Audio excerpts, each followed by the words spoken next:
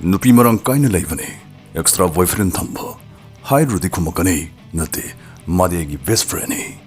적실로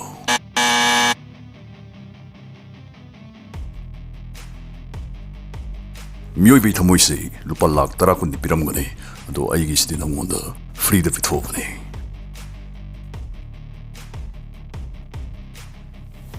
나 타모이두다 눅시바 뽁방감바바 미라이리 나사 하나 눅시죠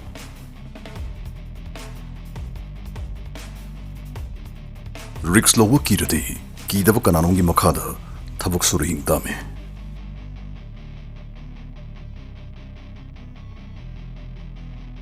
낭기 와리다이 파트라소 아이기 와리다이 히로니 헤이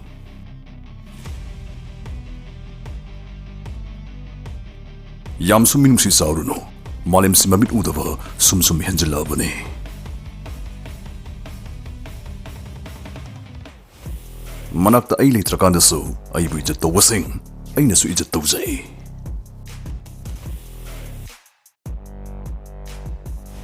Ay bu haijaw haragadi sales su detal gumbuni problem 99.9% di line ek tahat pangami.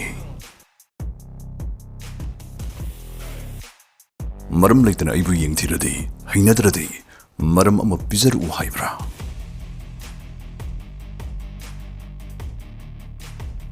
타모이싱 문바싱 눅시 버리캬다 롱칵 롱글레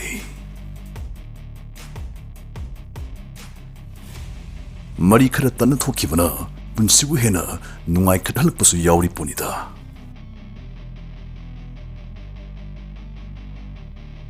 필름 아마 밤에 숨사겠지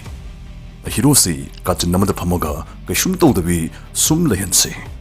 눅아이가 들었지 필름시 눅아이로이 아두디 예모 낭기 분치도 깨더리 नुंगाइबा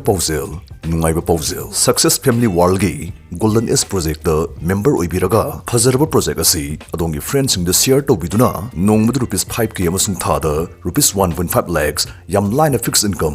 life time तनबियो e commerce project असना पीरिब खुदोंग चावसिंग ngasiमुक लोबिहो प्रोजेक्ट असदगे दोम मखल मथेल खुदोंग चावसिंग फंगबिगने खुदम मोइना मोबाइल रिचार्ज तौ मतमदा 3% advance cashback फंगबिगने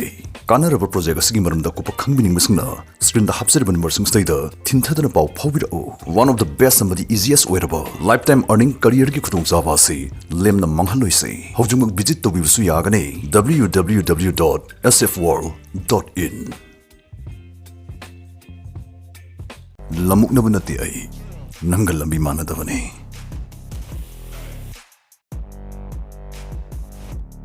nangi punsi wari atopa mina khak yangano aduga masimasu khangzelo nasagi wari du nasana pamdraba मधुबुन नौनी थोक्चनबगी शक्ति नंगोंदा हापई खक काउगनो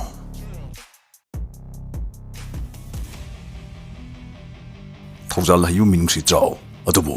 मसिंग अरांगबी यमनि दुम लेहल्लो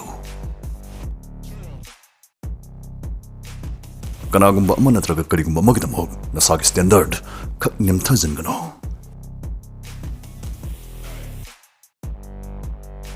नुंगसीबिगेरा यंगथिबिगेरा अमा बोइरो आइदि नंगी कोक्तदि इरैते लेरनी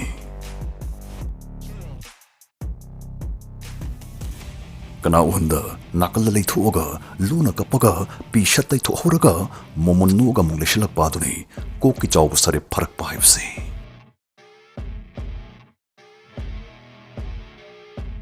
बेंगतुगी मपु मानव फिजोल सेलो बेंगतुगी लोन की दरकार ओइबा मानव फिजोल सेट कनो सुम उसिला रोय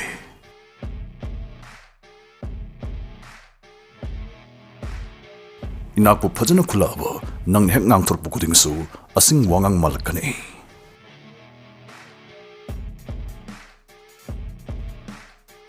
अइना करिम की दबै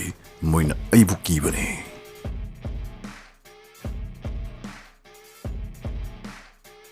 माना नंगबु हुंदोम बाहाइबसै मंगोनदगी हेना फाबा मथि जाहुनबगी खुदोंग चाब पिरकपने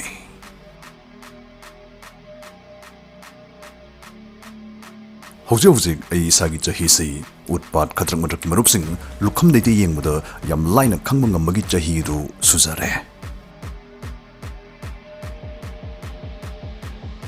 सक फजबना पुनिंग चिंगसिले लमजत फजबना थमोइबु सुमहले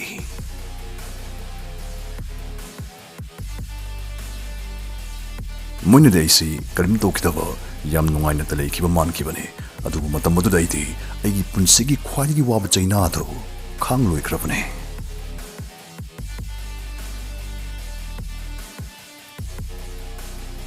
ꯃꯣꯃꯣꯟ ꯅꯣꯛꯈꯥꯏꯗ ꯇꯨꯃꯤꯟ ꯂꯩꯊꯣꯛꯄꯅ ꯐꯕ ꯇꯟꯖꯥ ꯌꯥꯝ ꯂꯩꯕꯅꯤ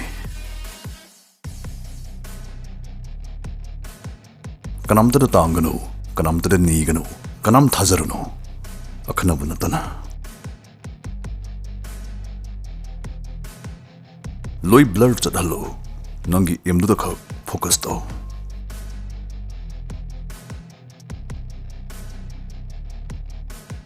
ꯃꯤ ꯈꯔꯗꯤ ꯁꯨꯡꯍꯣꯡ ꯍꯦꯛ ꯍꯣꯡꯉꯣꯏ ꯃꯥꯏꯈꯨꯝ ꯁꯤꯟꯗꯣꯛ ꯁꯤꯟꯖꯤꯟ ꯇꯧꯔ ꯑꯗꯨꯝ ꯂꯩꯅꯤ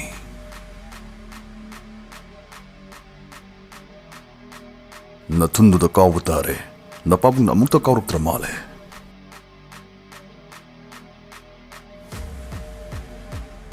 ꯅꯪꯅ ꯄꯥꯝꯕ ꯇꯧꯔꯛꯇꯕꯩ ꯅꯪꯅ ꯍꯥꯏꯕ ꯌꯥꯔꯛꯇꯕꯩ ꯅꯪꯒꯤ ꯅꯤꯡꯕ ꯊꯨꯒꯥꯏꯔꯛꯄꯒꯤ ꯀꯅꯥꯝꯇꯗ ꯃꯔꯥꯜ ꯁꯤꯔꯨꯅꯨ ꯅꯁꯥꯅ ꯅꯁꯥꯗꯨꯝ ꯅꯔꯥꯜ ꯁꯤꯖꯧ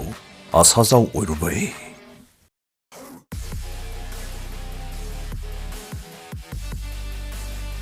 ꯌꯥꯝ ꯑꯦꯇꯤꯇ꯭ꯌꯨꯗꯂ ꯌꯦꯡꯅꯤꯡꯗꯦ ꯁ꯭ꯋꯥꯏ ꯆꯠꯊꯣꯛꯈꯣ ꯑꯩꯒꯤꯁꯦ ꯎꯁꯤꯜꯂꯗꯤ ꯅꯁꯥꯏꯗꯨ ꯀꯥꯎꯈꯤꯅꯤ ꯏꯇꯧ ꯇꯝꯒꯦ ꯑꯃꯨꯛ ꯍꯥꯏꯔꯛꯀꯅꯤ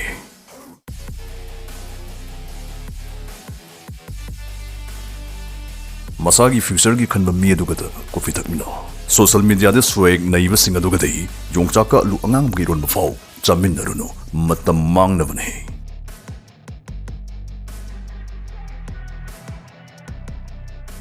ꯑꯩ ꯊꯃꯣꯏ ꯄꯥꯟꯗꯕ ꯅꯠꯇꯦ ꯈꯖꯤꯛ ꯈꯖꯤꯛ ꯁꯤꯖꯤꯟꯅꯕꯒꯤ ꯋꯥꯅꯤ ꯃꯤꯗꯥ ꯃꯤꯗꯥ ꯌꯦꯡꯉꯒ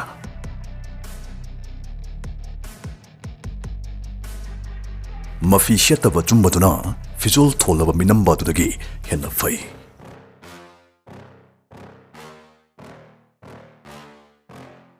ꯑꯩ ꯈꯨꯠꯏ ꯊꯤ ꯀꯥꯏꯗꯤ ꯍꯥꯏꯔꯛꯀꯅꯨ ꯏꯁꯥꯒꯤ ꯐꯣꯟꯇꯅꯤ ꯏꯔꯤꯁꯦ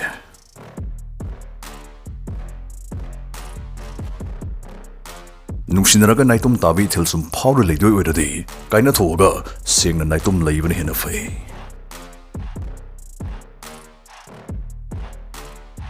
ꯁꯛꯇꯤ ꯐꯖꯔꯒ ꯂꯝꯆꯠꯇꯤ ꯊꯤꯒꯣꯝꯁꯪꯗ ꯇꯥꯍꯧꯔꯕꯁꯤꯡꯅ ꯊꯜꯂꯦ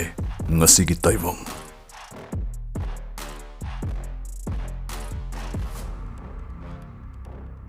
ꯃꯤꯅ ꯅꯪꯉꯣꯟꯗ ꯅꯪꯁꯤ ꯂꯧꯈꯠꯄ ꯌꯥꯕ ꯅꯇꯤꯛ ꯅꯒꯨꯜ ꯑꯃꯠꯇ ꯎꯗꯦ ꯀꯥꯅ ꯍꯥꯏꯔꯛꯑꯕ ꯃꯣꯏꯕꯨ ꯆꯦꯠꯅ ꯀꯣꯟꯁꯤꯟꯕꯤꯌꯨ ꯑꯗꯨꯒ ꯍꯥꯏꯌꯨ ꯃꯃꯤꯠ ꯇꯥꯡꯕꯁꯤꯡꯗꯗꯤ ꯄꯨꯟꯁꯤꯁꯤ ꯌꯥꯝ ꯂꯨꯅ ꯊꯣꯛꯑꯝꯒꯅꯤꯀꯣ ꯍꯥꯏꯅ